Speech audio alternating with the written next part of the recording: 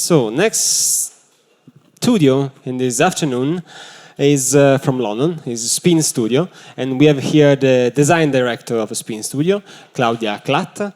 She studied in Switzerland, in Zurich, and then she had a past as a editorial design, and now she's the design director at Spin. So welcome at Graphic Days.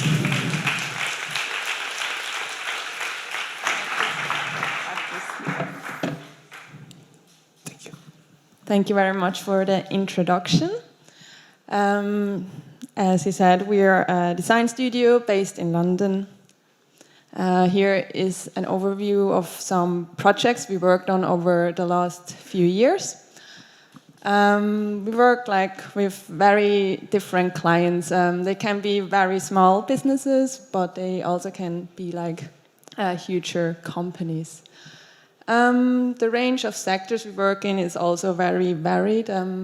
We have a lot of clients from arts and cultures and design sectors, but also some broadcasting companies like the BBC or Channel 5.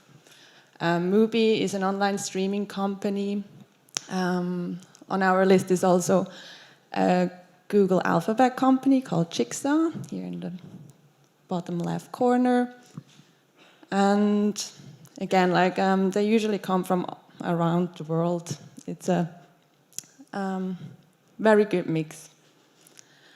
That's where we work from. We are working from a garden. So 2 years ago, we decided to move from a conventional studio space into something more like this, to cultivate a bit of a more creative working environment. So now we have some patches where we can plant vegetables and herbs, and we use that to cook from. Actually, cooking is quite an important part of our studio culture. So the highlight of the week is definitely the big breakfast on Thursday, which you can see here. Everyone comes in a bit early and starts preparing. And then we also cook together on Monday, baked potatoes with beans. And on Friday, someone volunteers to cook for the team. Also, what we have is 4 o'clock tea time, which is really important. So we all get away from our desks and screens and come together and have a cup of tea or coffee together. Here you can see inside of our studio space. It's a very collaborative working environment, which means we kick off every project together. So we discuss and develop ideas, and then everyone takes something away and starts developing visuals. And we usually share our work by printing it out and putting it up on the wall, which you can see here in the back. Actually, it's just gone. Okay.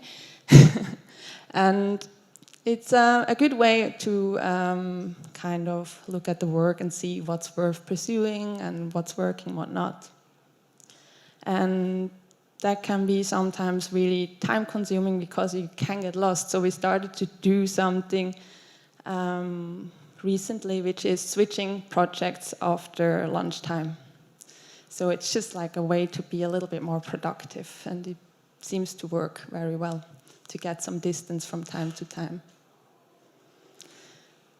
So we are a tight team of 7 people. I just want to introduce you to everyone quickly. This is Tony. He's the founding partner and creative director of the studio. He's originally from Halifax. And the other founding partner, Patricia, from Ireland. She's the managing director. Then the only Londoner, true Londoner, is Edie. She organizes the day-to-day studio and helps the designers to, order paper samples and looks after the production of things. And Jonathan, originally from Denmark, he's part of our design team. And yeah, I was introduced, so I don't have to do that now. We also have a couple of interns from time to time. At the moment, we have Stephen and Michelle from Switzerland and England. So we are a good mix of different nationalities, which is quite refreshing. And most important member of the studio is Ned. He definitely is the master of our small universe at Spin. So this is kind of the organism of Spin. It just displays a little bit of what kind of work we are involved with. So one really important part is client or commissioned work, which you can see on the left. Then we also have a self-publishing house called Unit Editions, which is founded by Tony and Trish and Adrian Shaughnessy, who is an educator, writer, and a designer as well. And a really important part is also self-initiated projects where we basically can give ourselves a brief and we create a project where we can explore our own interests. So all these kind of spinning plates have to get moving every week. So we always touch on each area while we work. We were asked to come up with a topic for this talk, and I thought it would be interesting to talk about experimentation because it's something we do in any part of our work. So it doesn't matter if it's a commissioned project or unit editions or self-initiated project. We always try to push the boundaries and see what we can achieve through visual exploration and experimentation. So we had a bit of a discussion, why is experimentation important? And the most obvious question was to come up with something new and fresh. But why is that important?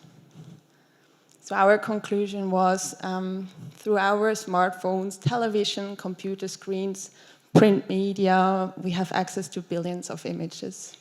We have the ability to ignore the vast majority of images that come into our lives. So the worst thing that can happen to a piece of graphic design is that it's ignored. It makes no impact on the viewer. So how do we entertain and interest people? Not by repeating the same old tricks and methods of the past, but by building on the past. We cannot escape our past, but we should not be a slave to it. So as creators of images, we have to ask ourselves, what is our contribution, what is our purpose, and what is our aim? So we hope that our output connects with people, that it interests them, and that it's worth looking at and assimilating. I found a few quotes by graphic designers we admire, which are in the same kind of spirit, which I would like to share with you. First one is by Wolfgang Weingart. What's the use of being legible when nothing inspires you to take notice of it?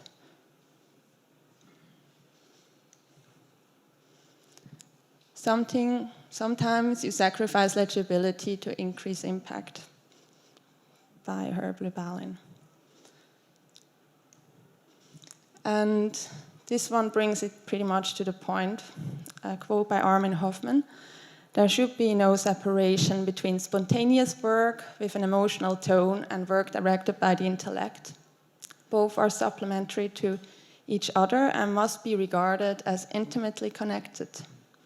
Discipline and freedom are due to be seen as elements of equal weight, each partaking of the other. So we feel like experimentation is a useful process to explore that spontaneous, intuitive side of graphic design.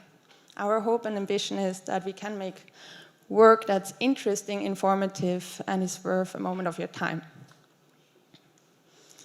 But in the end, experimentation is fun. I mean, that's why we are doing it, and it's something that keeps us self-entertained. And by doing it, we hope that, if we are not getting bored by it, that our output might not bore other people either. So that's pretty much it. I would like to share two of our most recent projects with you. One of them is Air Studios, which is a recording studio based in London. It was originally founded by George Martin in '69. And George Martin is known for producing several Beatles albums, and he's often referred to as the fifth Beatles. So here you can see him in the center. On the left, there's John Lennon.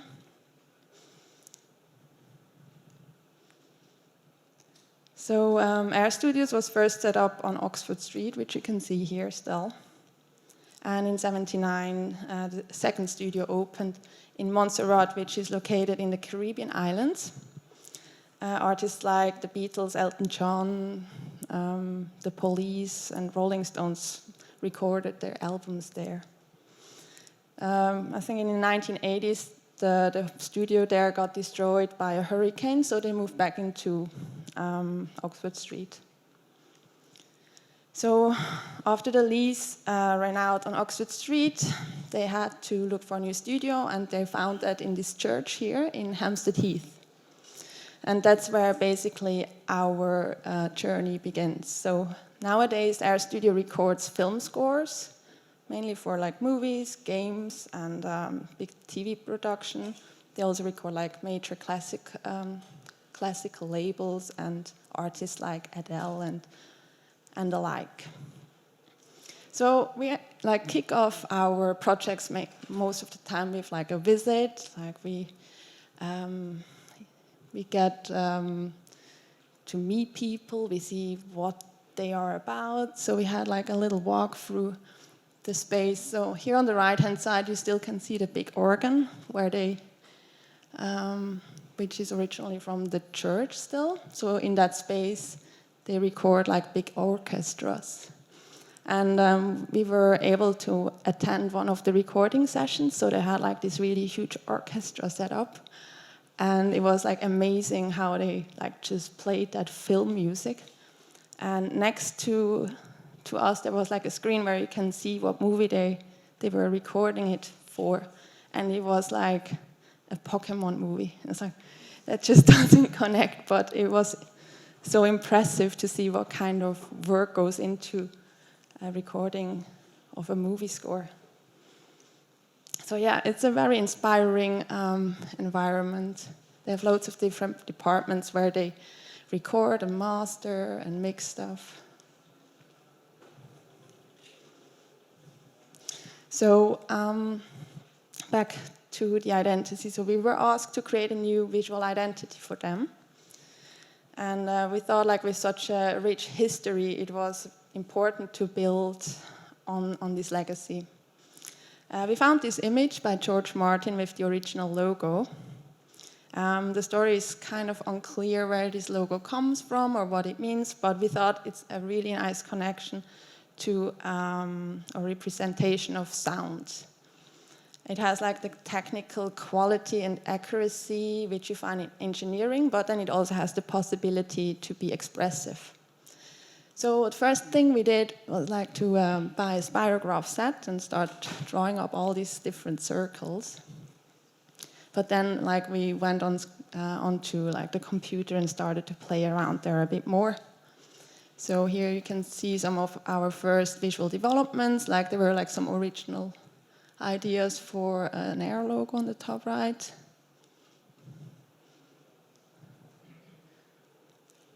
So, but in the end, we came up with an Air logo lockup system. So the only rule here is that the Air logo type can never be on its own. So it's always in relationship to the spirograph.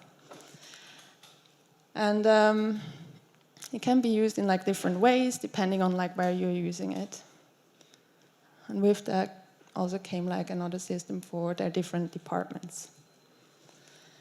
But it doesn't stop there. So you also can play around with like different spirographs, and they can move, obviously.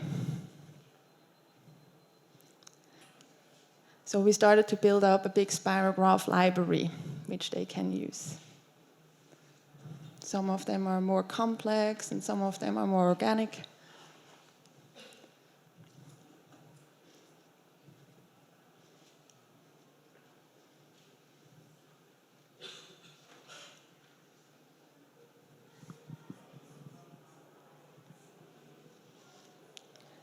So depending on like the scale of things, we have like different kinds of spirographs which vary in complexity. So depending on like scale, you can use more complex spirographs.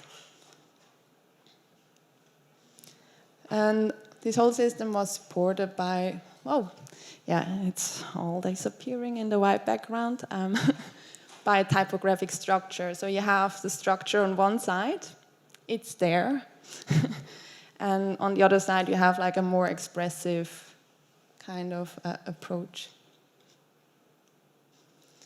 We also looked at the color scheme, which is a mix between like fluorescent colors and natural colors, kind of reflecting like the engineering side and the musical side of things. So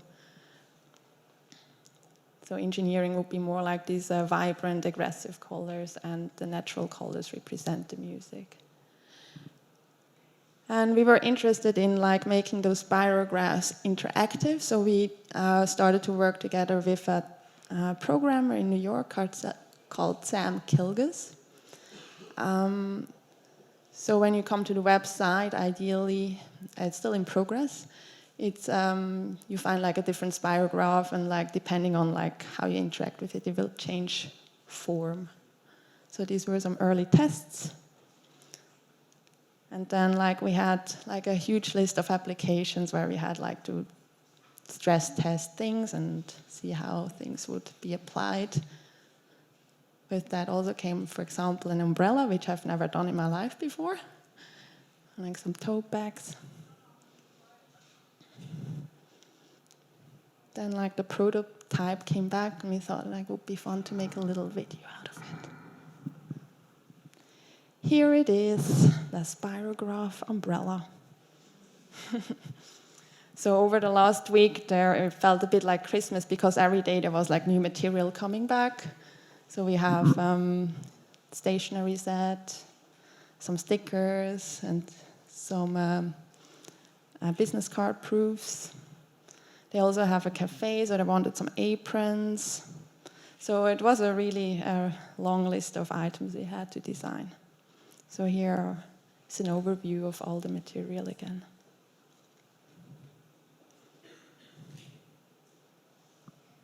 So everyone gets like a set of different business cards.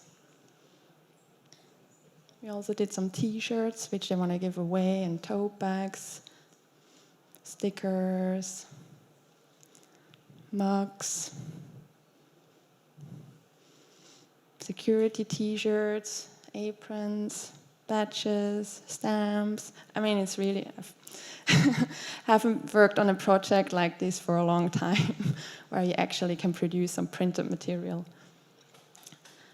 These are some sketchbooks. And so this is like a test of the website, how it could look and work.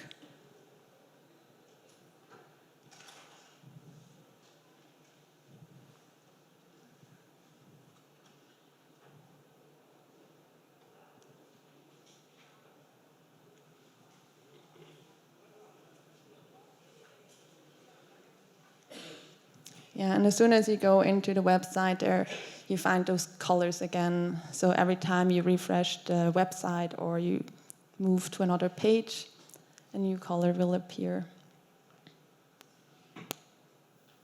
Ideally, it's randomized, so sometimes it's the same color.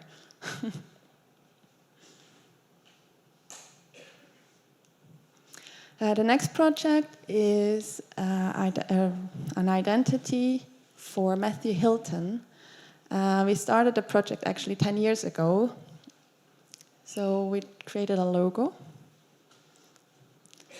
and some printed material and a website for him. So he needed an identity refresh because loads of things have changed over the last 10 years. He just recently moved studios, so that's always a good time to like reflect back on your studio and where you want to go. And it felt like a good moment to move the identity on.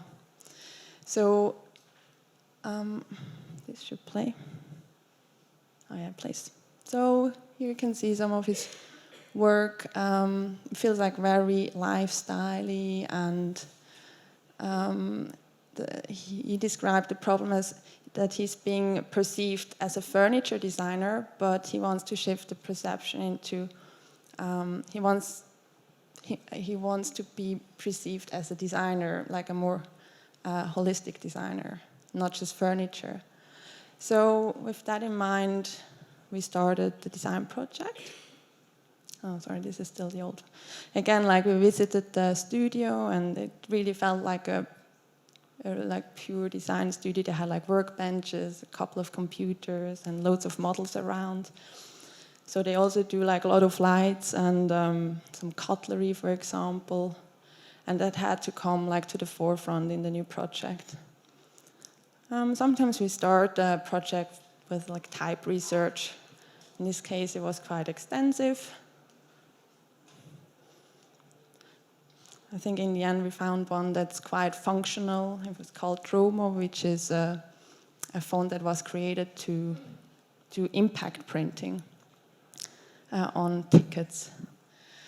And then we had to review like the imagery, like how should we present their work.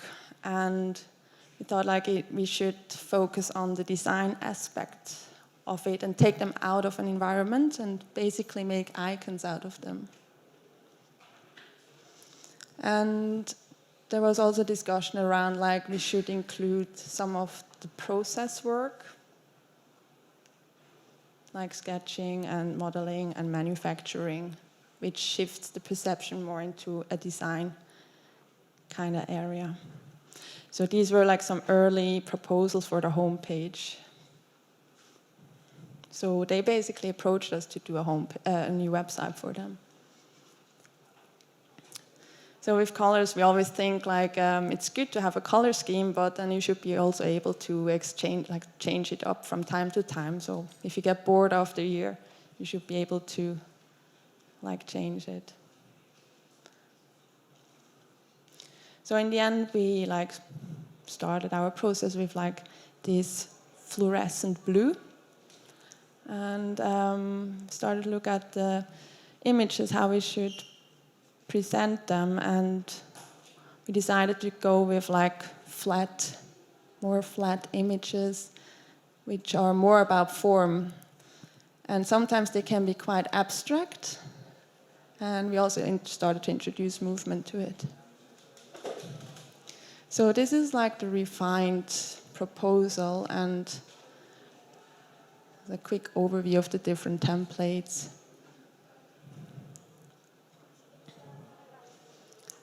So since a week, this website is online, so you actually can review it yourself on matthewhilton.com. And yeah, check it out yourself. I want to talk a little bit about self-initiated projects. Since the beginning of Spin, self-initiated projects were always a part of the studio practice. So instead of answering a client's brief, we have the chance to create a brief for ourselves, exploring our interests, be it a material, a new media, a program, or a subject matter we find interesting. So a few years ago, it's probably 10 years ago, Spin decided to produce a newspaper with the money they usually spend, or we usually spend, on entering awards. So the first one was about Spin projects, and we sold these newspapers on our website, and we realized like, oh, they are selling very well, and we were sold out in a very short time. So we did another one, which was 50 reading lists by 50 different designers. And the last one in the trilogy was about punk 7-inch singles. So Spin started to develop a taste in publishing, or for publishing. So in 2009, Tony and Adrian Shaughnessy found a mutual desire to create beautiful books about design and visual culture. So together with Trish, they set up their own publishing house called Unit Editions. So the ambition was to focus on figures from design history as well as overlook contemporary areas of graphic design. So all the books are available on uniteditions.com and a few selected bookshops. Spin published a monograph through Unit Editions, which you can see on the left-hand side. It contains a story about setting up Spin, and it has interviews with Tony and Trish, some members of the team, and clients, and a big chunk of selected work. And recently, we also started to make this magazine called Spin Adventures in Typography, which kind of features our most recent experiments. So we wanted to create a vessel for experimentation, and we realized throughout the process of creating work, a lot of interesting bits and pieces land in the bin and get lost in the universe. That's our server. So with Spin Adventures in Typography, we focused on type and started to dig out all the work in progress of several projects, and accumulated a large amount of letter forms that didn't make the cut in a client project. But it didn't end there, so we started to create new letter forms out of it, and which are displayed in this magazine.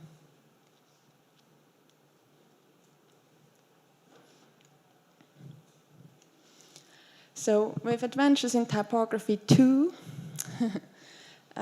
we kind of marked the move into the new studio space.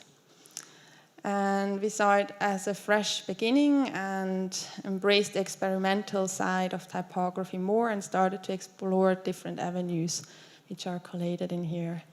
So the first thing we did is make letters out of lettuce.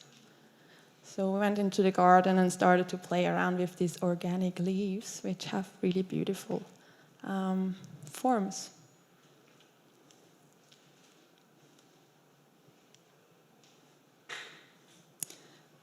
So what we took away from this experiment is this really nice contrast between the organic shapes and the geometric circles, for example. Well, then another project is Alien Future Font. So we had the desire to create a font where proportions of the letter forms were all wrong. It's a font that has loads of different alternatives, like you can see here.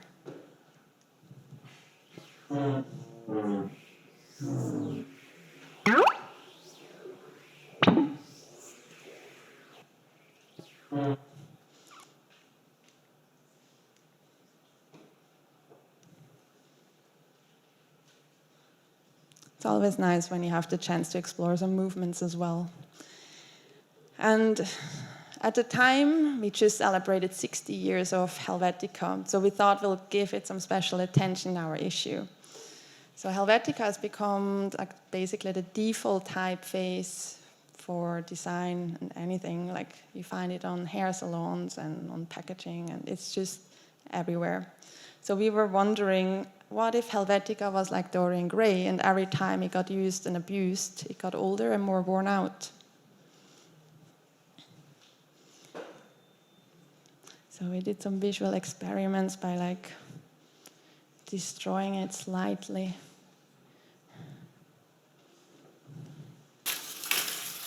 So we played with the word alt, which means old in German and alternative in the typographic terms. Yay. We tried to throw it into the center so you can read it, but it was basically impossible.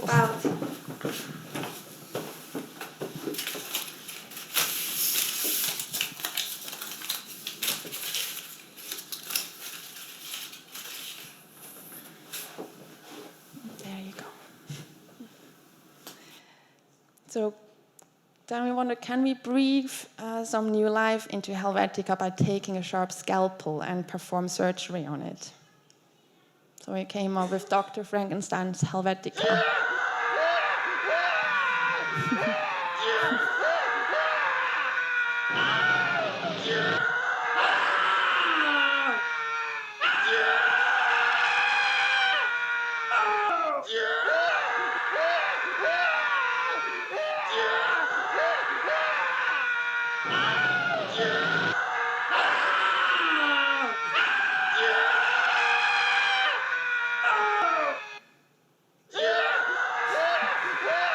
Yeah, you thought it's over. No. Yeah, it was a very brutal process. So we dissected Helvetica and started to make new letter forms out of it. And he created some really interesting letter forms, in my opinion.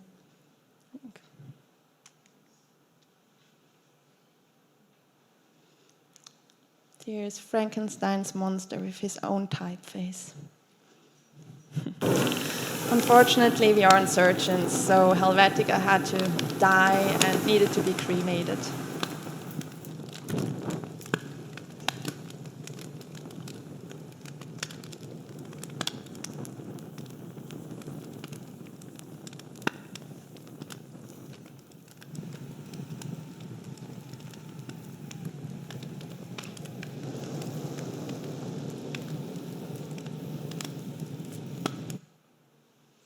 So often experiments start with what if?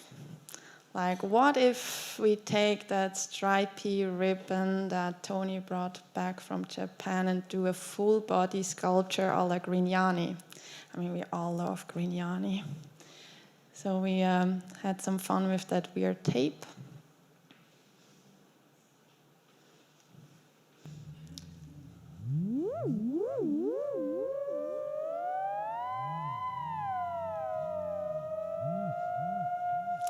That takes a while. I think I have to skip that, just because we're short on time.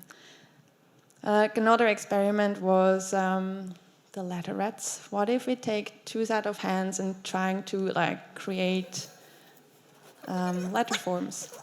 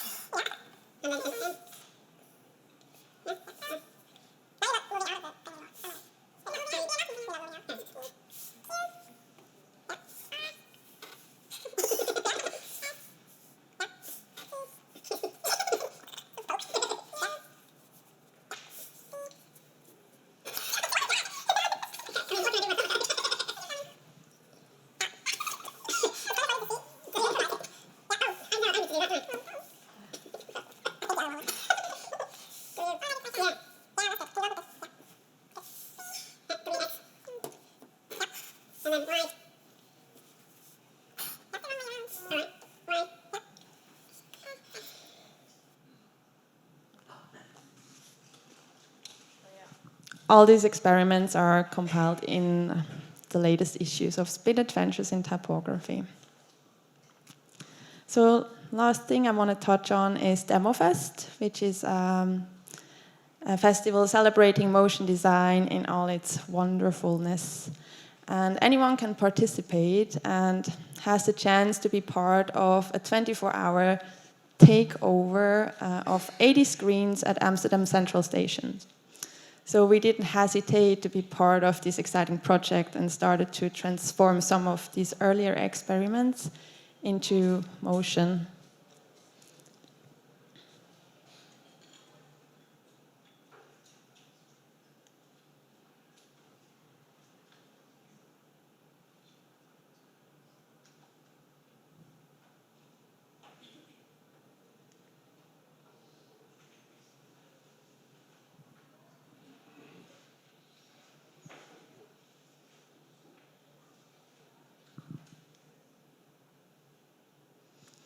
So it's basically an evolution of the printed form. And it's interesting what happens to letter forms when they start to move, because they become like almost different characters. They have different personalities.